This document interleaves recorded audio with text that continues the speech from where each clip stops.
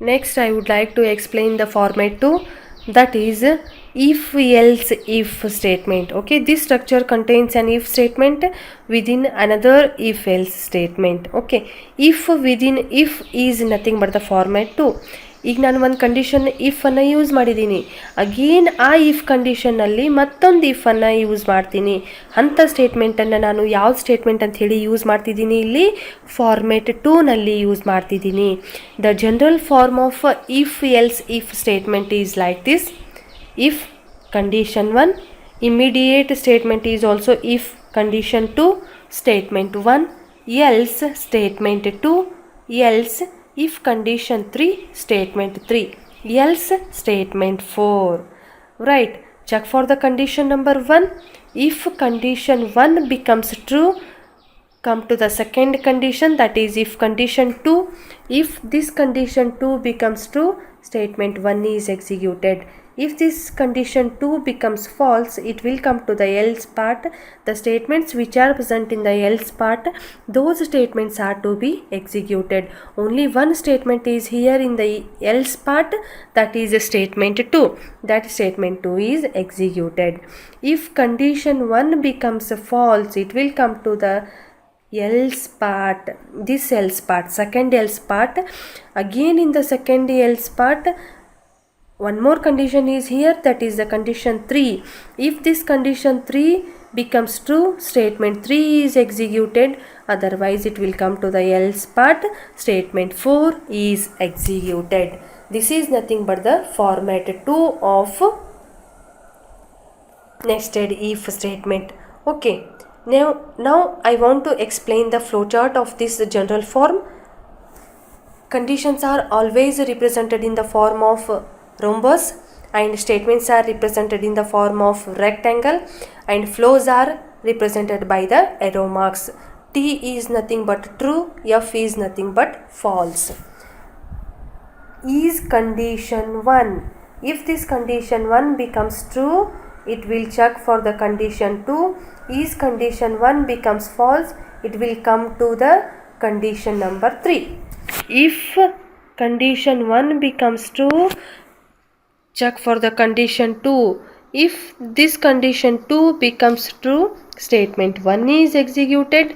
If this condition 2 becomes false, statement 2 is executed. If the condition 1 only becomes false, it will come to the condition number 3. If the condition 3 becomes true, statement 3 is executed. If the condition 3 becomes false, statement 4 is executed. ಇಲ್ಲಿ ನೋಡಿ, condition 1 check ಮಾಡ್ತೀವಿ, condition 1 true ಆದರೆ condition 2 check ಮಾಡ್ತೀವಿ. Condition 1 ಮತ್ತು condition 2 true ಆದಾಗ ಮಾತ್ರ statement 1 execute ಆಗಬೇಕು. Condition 1 true ಇದ್ದು ಕಂಡೀಷನ್ 2 ಫಾಲ್ಸ್ ಆಯಿತು ಅಂತಂದಾಗ ಸ್ಟೇಟ್ಮೆಂಟ್ 2 ಎಕ್ಸಿಕ್ಯೂಟ್ ಆಗಬೇಕು. ಕಂಡೀಷನ್ 1 ಫಾಲ್ಸ್ ಆಗಿತ್ತು ಅಂತಂದಾಗ ಕಂಡೀಷನ್ 3ನ ಚೆಕ್ ಮಾಡಬೇಕು. ಕಂಡೀಷನ್ 3 ಟ್ರೂ ಆದಾಗ ಸ್ಟೇಟ್ಮೆಂಟ್ 2 ಎಕ್ಸಿಕ್ಯೂಟ್ ಆಗಬೇಕು. ಕಂಡೀಷನ್ 3 ಫಾಲ್ಸ್ ಆದಾಗ ಸ್ಟೇಟ್ಮೆಂಟ್ 4 ಎಕ್ಸಿಕ್ಯೂಟ್ ಆಗಬೇಕು. This is the flow chart for the general form of if else if statement format 2. Right, now I want to explain the program for format 2. Right, if within if. Write a program to find the greatest of 3 numbers. In between 3 numbers, which is the maximum value. This is the program.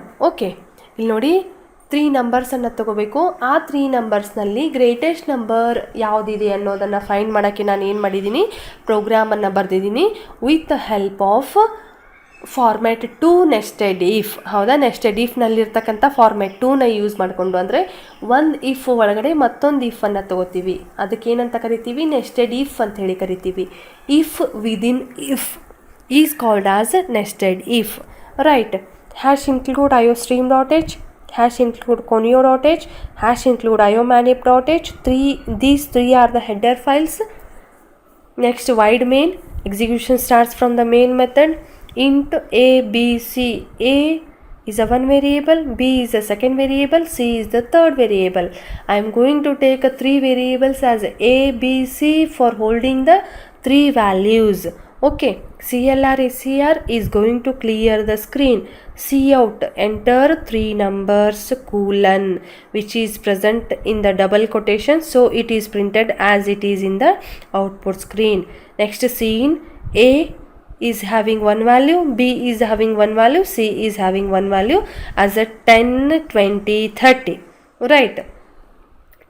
Here two conditions are there. Those are if A is more than B, if A is more than C. If these two statements are to be true, then only A is greatest becomes printed in the output screen. If the first condition becomes true, second condition becomes false, it will come to the else part.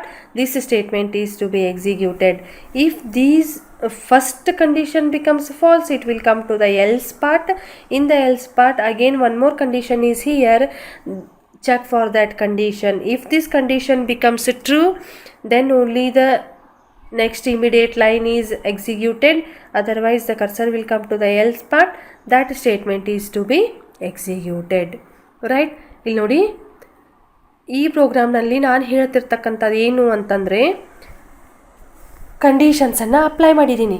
ಮೊದಲಿಗೆ condition if a is more than 10 ಇದೆ, ಹೌದಾ? A ನನಗೆ value ಎಷ್ಟಿದೆ? 10 ಇದೆ. Sorry, if a is more than b condition ಇರೋದ್ರಿಂದ 10 is more than 20 check ಮಾಡ್ತೀವಿ, false ಆಯಿತು. ಅದು ಫಾಲ್ಸ್ ಆದಾಗ ನನ್ನ ಕರ್ಸರ್ ಎಲ್ಲಿಗೆ ಬರಬೇಕು?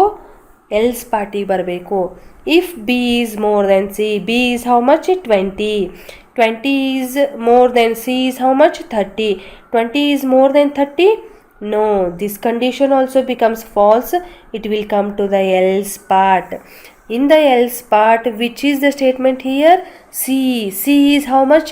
30. 30 is going to be printed in the output screen because C is not present in the double quotation. The value of the C is returned into the output screen. Next is the greatest, which is present in the double quotation, that is printed as it is in the output screen. ಇಲ್ಲಿ ನೋಡಿ, 30 is the greatest ಅಂಥೇಳಿ print ಆಗಬೇಕು. ಮೊದಲಿಗೆ ಕಂಡೀಷನನ್ನು check ಮಾಡಿದ್ವಿ, ಅದು falls ಆಯಿತು. ಮೊದಲೇ condition falls ಆದಾಗ ನಾನು ಏನು ಮಾಡ್ತೀನಿ? ನೆಕ್ಸ್ಟ್ ಸೆಕೆಂಡ್ ಎಲ್ಸ್ ಪಾರ್ಟಿಗೆ ಬರ್ತೀನಿ. ಸೆಕೆಂಡ್ ಎಲ್ಸ್ ಪಾರ್ಟಿಗೆ ಬಂದುಬಿಟ್ಟು ಅಲ್ಲಿರ್ತಕ್ಕಂಥ ಕಂಡೀಷನನ್ನು ಚೆಕ್ ಮಾಡ್ತೀನಿ. ಆ ಕಂಡೀಷನ್ ಕೂಡ ಫಾಲ್ಸ್ ಆದಾಗ ನೆಕ್ಸ್ಟ್ ಎಲ್ಸ್ ಪಾರ್ಟಿಗೆ ಬಂದು ಅಲ್ಲಿ ಸ್ಟೇಟ್ಮೆಂಟ್ ಏನಿರುತ್ತೆ ಅದನ್ನು ಎಕ್ಸಿಕ್ಯೂಟ್ ಮಾಡ್ತೀನಿ. Just check with another input here. 10, 30, 20. A becomes 10 now, B becomes 30 now, C becomes 20. Check for the first condition. If A is more than B, 10 is more than 30. Again the first condition becomes false. It will come to the second else part. Check for the condition in the second else part. B is more than C. B is how much here? 30. 30 is more than C is how much? 20. 30 is more than 20. Right, this condition becomes true, so execute the next immediate line, that is B.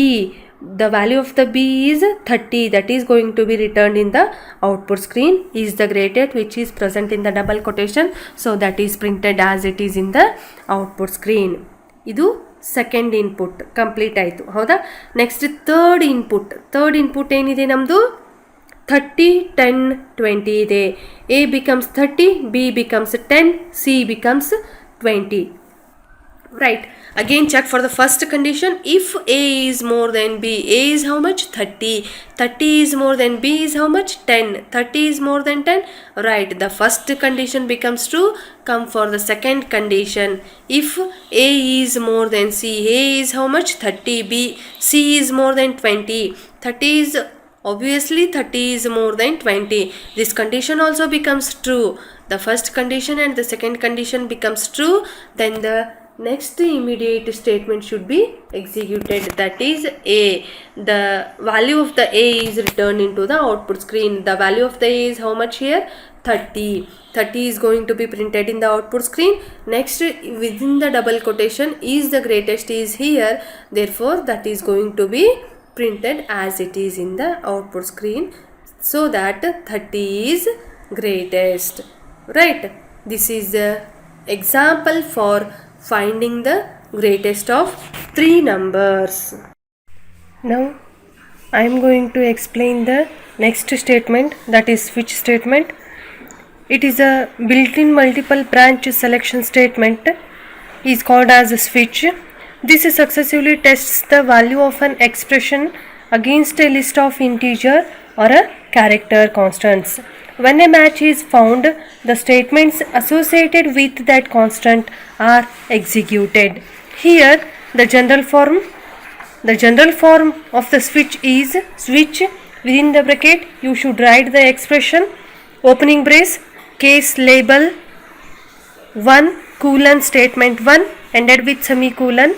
Immediately case 1 ended with a break semicolon. Case label 2 colon statement 2 break colon up to so on. Case label n statement n break ended with semicolon, and statement n is also ended with semicolon. Last is the default label, that is separated by default statement with the help of colon, and default statement is ended with a semicolon. This statement checks the value of the variable or expression given within the parenthesis. Okay, here each case value must be unique within the switch statement. After the word case, a space is given, then label or constant is to be written followed by colon. All cases must be enclosed within the pair of curly braces.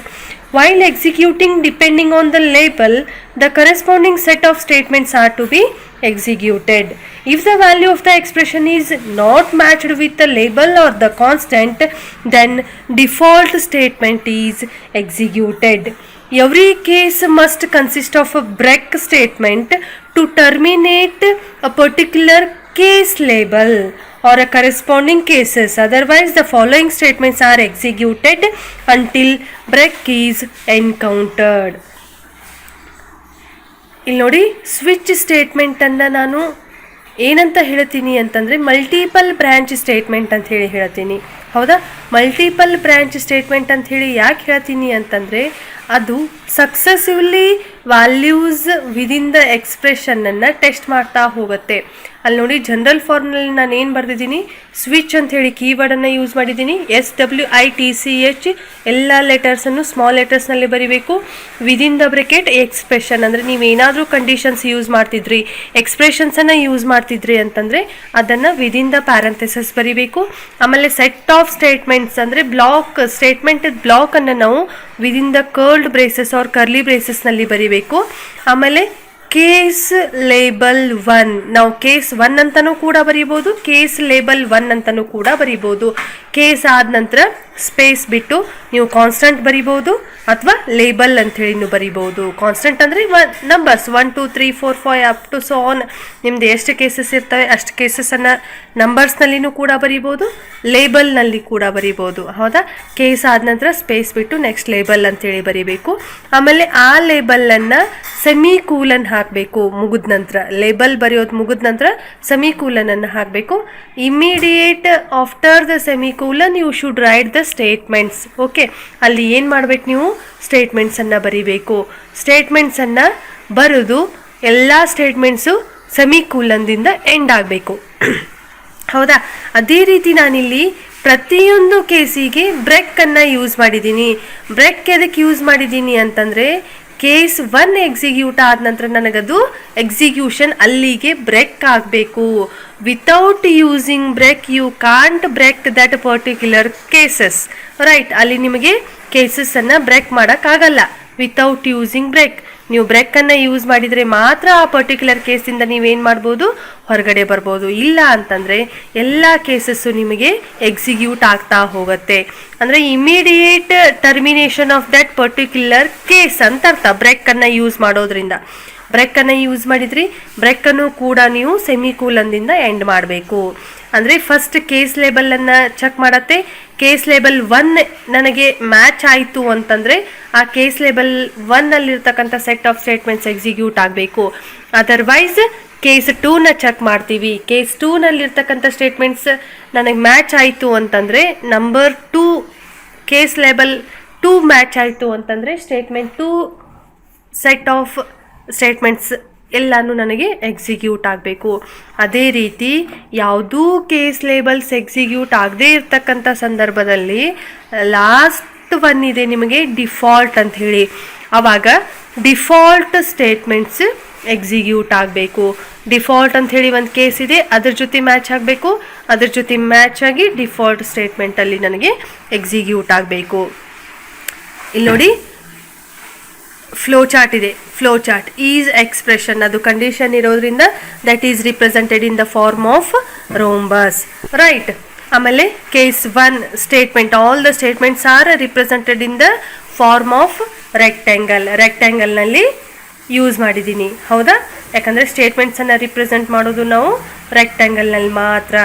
This forces us to put break statement after the group of statements that we want to execute for a specific condition. Otherwise, the remainder statements, including those corresponding to other labels, will also be executed until the end of the switch selective block or a break statement is reached. ನಾನು ಹೇಳಿದ ಹಾಗೆ ನಿಮಗೆ ನೀವು break ಹಾಕಲಿಲ್ಲ ಅಲ್ಲಿ ಅಂತಂದಾಗ ನಿಮಗೇನಾಗತ್ತೆ, ಎಲ್ಲ cases execute ಆಗ್ತಾ ಹೋಗುತ್ತೆ.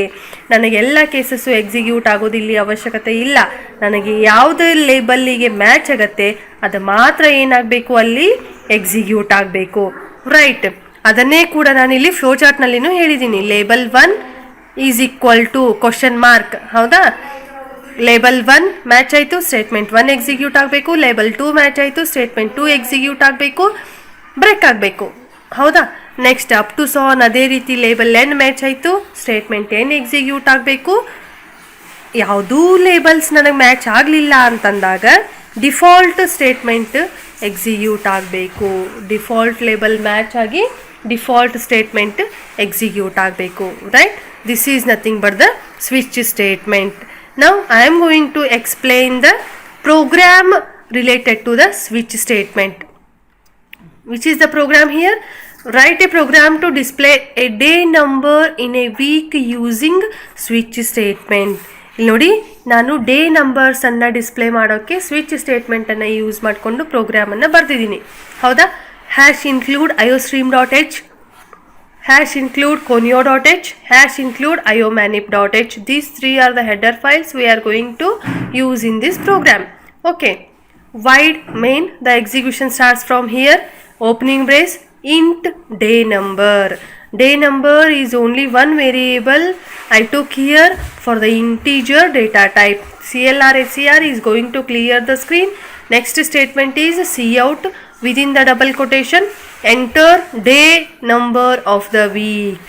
You should give the day numbers of the week. How many days are present in a 1 week? There are 7 days. Up to 7 there is a execution for particular days.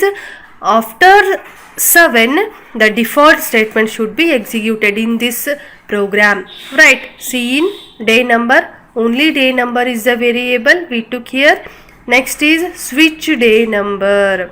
With using that day number we should use the case labels, right? Match with the day numbers for each and every cases, right? Opening brace, case 1, case after you should leave the one space. Next you should write the constant or the label.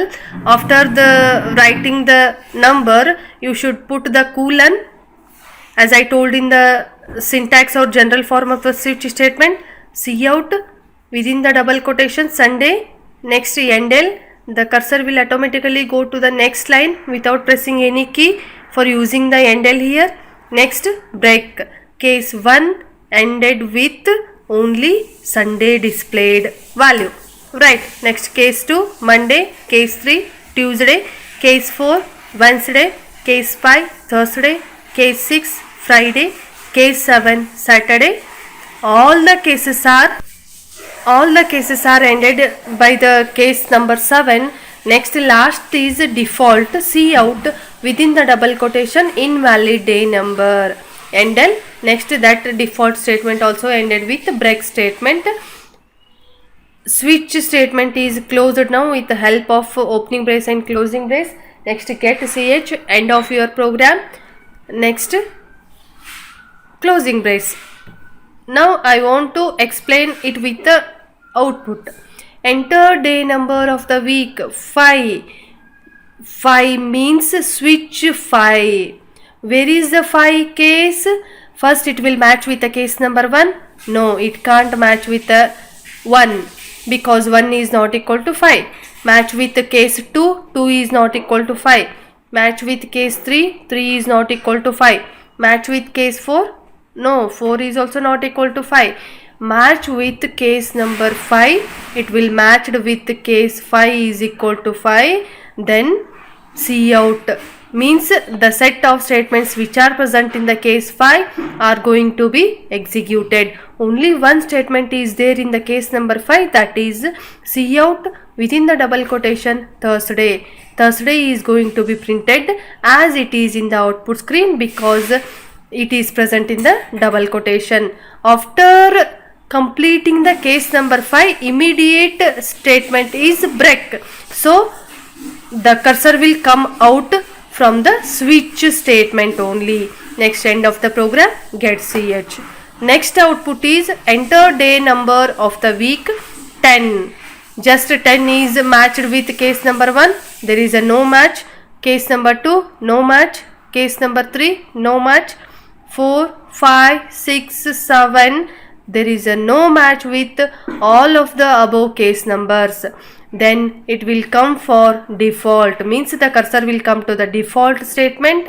The statements which are present in the default statements, those are to be executed. Only one line is there in the default statement, that is see out within the double quotation invalid day number, that is going to be printed as it is in the output screen, invalid day number, right? Break, immediate break after that execution of this particular statement. So now switch statement will be ended and the program is also ended here. ಇಲ್ಲಿ ನೋಡಿ ಪ್ರೋಗ್ರಾಮನ್ನು ನಾನು switch statement use ಮಾಡಿಕೊಂಡು ಬರೆದಿದ್ದೀನಿ. ಸ್ವಿಚ್ನಲ್ಲಿ ನಾನು ಒಂದೇ ಒಂದು ವೇರಿಯೇಬಲನ್ನು ತೊಗೊಂಡಿದ್ದೀನಿ, ಯಾವುದು ಅಂತಂದರೆ ಡೇ ನಂಬರ್ ಅಂಥೇಳಿ. ಹೌದಾ, ಆ ಡೇ ನಂಬರನ್ನು ಎಕ್ಸ್ಪ್ರೆಷನ್ನಲ್ಲಿ ಬರ್ತಿದ್ದೀನಿ. ನಾನು ಯಾವುದು ಡೇ ನಂಬರನ್ನು ಕೊಡ್ತೀನಿ ಆ ಡೇ ನಂಬರ್ ಕೇಸ್ ನಂಬರ್ ಜೊತೆ ಮ್ಯಾಚ್ ಆಗಬೇಕು. ಹೌದಾ, if the match is found then only the statements are to be executed. ಹೌದಾ, ಕೇಸ್ ನಂಬರ್ ನಿಮಗೆ ಮ್ಯಾಚ್ ಆಯಿತು, ಸ್ಟೇಟ್ಮೆಂಟ್ಸನ್ನು ಎಕ್ಸಿಕ್ಯೂಟ್ ಮಾಡಬೇಕು. ಕೇಸ್ ನಂಬರ್ ಮ್ಯಾಚ್ ಆಗಲಿಲ್ಲ ಅಂತಂದರೆ ಲಾಸ್ಟ್ ಸ್ಟೇಟ್ಮೆಂಟ್ ಯಾವುದಿದೆ, ಡಿಫಾಲ್ಟ್ ಇದೆ. ಆ ಡಿಫಾಲ್ಟ್ ಸ್ಟೇಟ್ಮೆಂಟ್ ನಿಮಗೆ ಏನಾಗಬೇಕು, ಎಕ್ಸಿಕ್ಯೂಟ್ ಆಗಬೇಕು. ಹೌದಾ, ಅದೇ ರೀತಿ ನಾನು ಎರಡು ಔಟ್ಪುಟ್ಟನ್ನು ತೊಗೊಂಡು ಇಲ್ಲಿ ಮ್ಯಾಚ್ ಮಾಡಿದ್ದೀನಿ. ಒಂದೇದು ಔಟ್ಪುಟ್ ಏನು ತೊಗೊಂಡಿದ್ದೀನಿ, enter day number of the week. First one output is enter day number of the week 5 ತೊಗೊಂಡಿದ್ದೀನಿ.